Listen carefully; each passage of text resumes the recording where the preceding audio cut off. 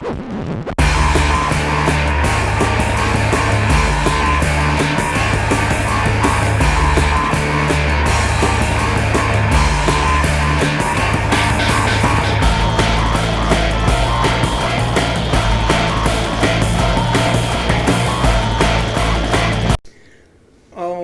hey everybody, welcome back to the channel. This is Rob here at Smirking on Reviews, back to talk more comics, and tonight we're going to be talking about another book that's been out for a little while, called Revenge of the Cosmic Ghost Rider, #1. Big fan of the Cosmic Ghost Rider. Didn't really... Ghost Rider, like messes with the Marvel Comics history book, was okay.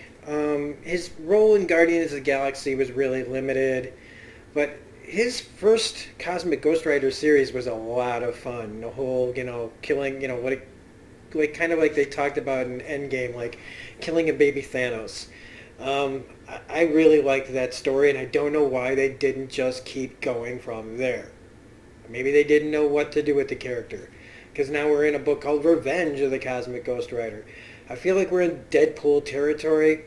And I know some people are just not going to like this character, but I love this character because he is Frank Castle, the Punisher, who made a deal with Mephisto to become a Ghost Rider, who then made a deal with Galactus to become a Cosmic Herald, and then, fought with Galactus and the Silver Surfer at the end of the universe to fight Thanos, and it's such an amazing character.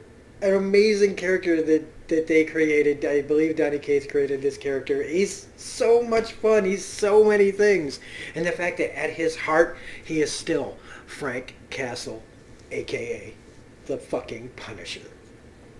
And so, in Revenge of the Cosmic Ghost Rider #1, I'd heard people talk about the last bit of this story that is by Donny Cates, and it's about Frank and Cosmic Ghost Rider having a little run-in. But I actually really like the beginning story as well, because it's got all sorts of cool elements to it. And I like the art in this, okay? I do. I like Jeff Shaw's more at the end, but that's just, But Scott Hepburn and Dennis Hopeless Hallam do a pretty decent job here of Frank Castle is in shiar, a shiar Supermax intergalactic prison. And they brought him in because he went on a cosmic killing spree, taking out some shape-shifting Skrulls, and then going to a bar and knocking, taking out a bunch of other people. And he's been mowing people down because he knows that the worst of the worst are in this prison, right? And the only way to get locked up is to do something that'll get you locked up, to get into the prison. So that's what he did. He started a fight big enough for the Shiar Imperial Guard to take notice, and even Gladiator himself comes to take him in. And so they put him in there, and it's kind of like Rorschach and Watchmen, where he says, you're not locked in here with me, I'm not locked in here with you, you're locked in here with me. And that's exactly what happens, because at first they just bust Frank up because he's just, he's just a pink meat sack, right? But what they don't know is he's also the Cosmic Ghost Rider. And so when they crack him and break him into pieces, he's all just like, his arm and legs are all twisted up. He gets back up, and I mean, it freaks these guys out because he jumps up, like after this guy cracks him up for killing his sister. He says, your sister, huh? I hear you. Makes this a family obligation. Vengeance sort of thing. I know a thing or two about vengeance myself. And this guy's, what the hell are you? And he goes, how much time you got? Because he's a lot of things. And so he goes into a little exposition-heavy retelling of the Cosmic Ghost Rider origin, while he just starts taking people out with every kind of ability he has. And even there's creatures in there that he just takes out. And it becomes to the point so bad that they can't let it escape. And the Shi'ar explode their own ship to contain the situation. And I love it because you can hear the computer's voice saying, worst case scenario protocol. Immediate emergency self-destruct initiated. Goodbye. Boom. And so months later, this group of like space pirates, kind of just looking for salvage and things, they find a whole bunch of stuff and a skull floating in space. And the one guy takes it as like a souvenir. Now, meanwhile, one of the people on the ship is a character named Cammy, who is a 616 character. She was from Earth. She ended up in space with Drax the Destroyer. She ended up hooking up with the Guardians of the Galaxy for a little while. She's been a Ravager. She's basically just been kind of out there as, I don't know. Like, I'm not that familiar with the character. I did a little bit of research on her. But they basically bring him on board, kind of think like hugger from Alien, except he goes right from being a space hugger to a xenomorph. So instead of infecting anybody's body, he just comes on board and like a horror movie, he starts quietly taking people out. Well, not quietly, it's just that Cammy's music is so loud that she can't hear him taking everyone out one by one on her ship, much like the xenomorph. Because she kind of looks like Ripley, to be honest with you. And I think maybe that was what they were going for. Was him just like putting himself back together by collecting the souls of these people.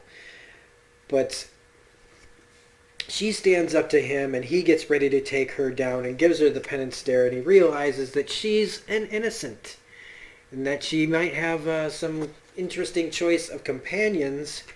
But, he can't do anything about that. And what she's trying to tell him is that the pirates that she was working with work for this guy called the Cosmic King. The nastiest thing out there since Thanos runs syndicates in 20 systems now. Oh, the Cosmic King, that's who. The nastiest thing out here since Thanos.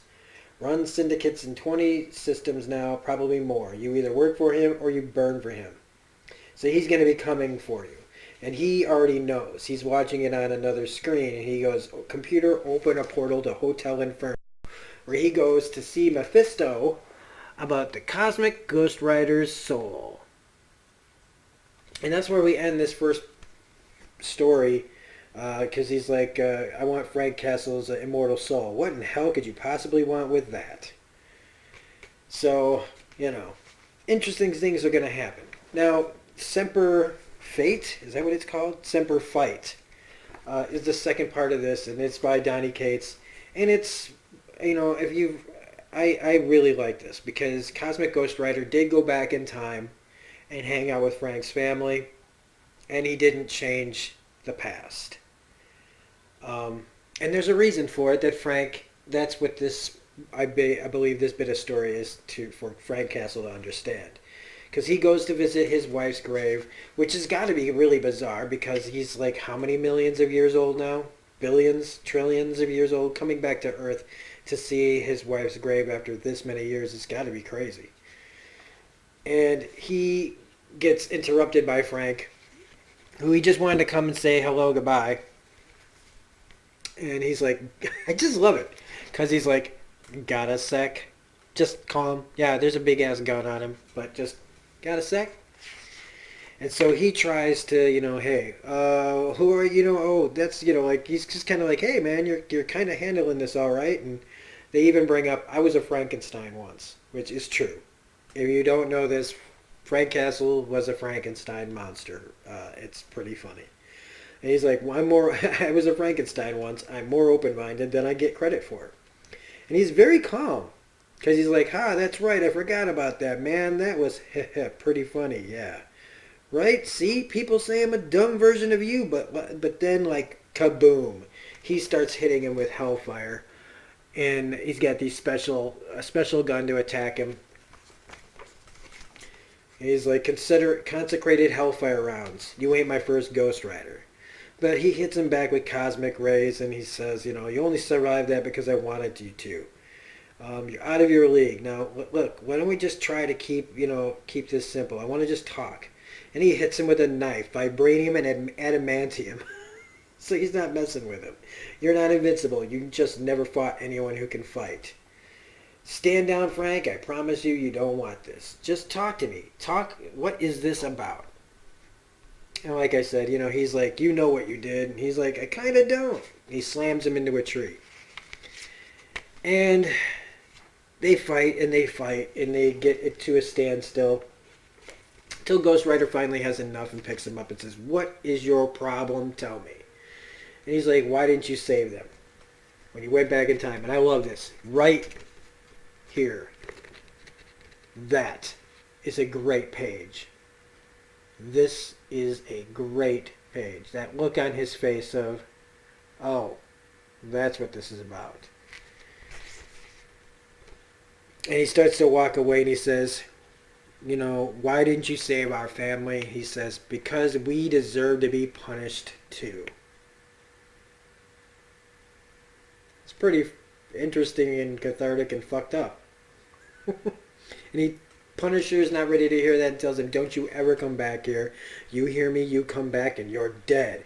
You're dead. He's just screaming at the sky at this point. Like, he's so upset.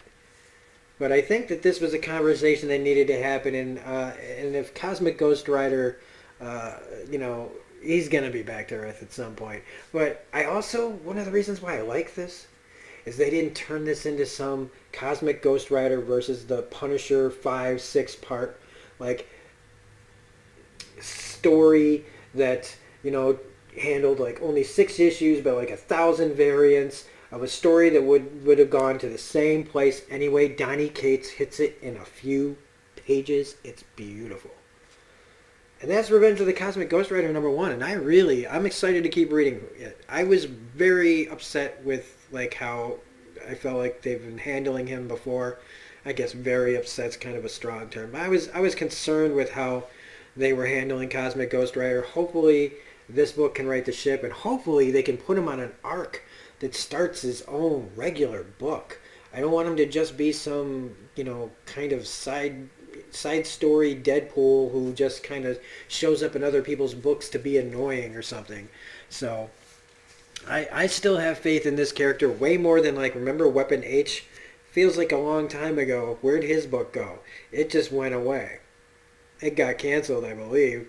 And they were trying to build him up as a Hulkverine, and I guess maybe people didn't really give a shit. The last time I saw him was in a Weapon Plus Absolute Carnage tie-in.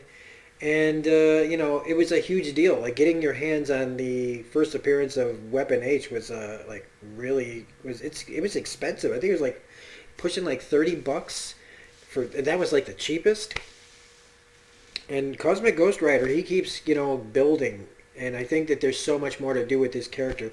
Because while he is the Punisher, he's also a Ghost Rider and a Galactus Herald. He's got feet in both worlds. He's got history in the whole universe. So I think there's way more potential in the Cosmic Ghost Rider than in just some Hulk Wolverine knockoff. So anyway, if you like this review, please hit the like button, comment, share, subscribe, hit the bell for all notifications.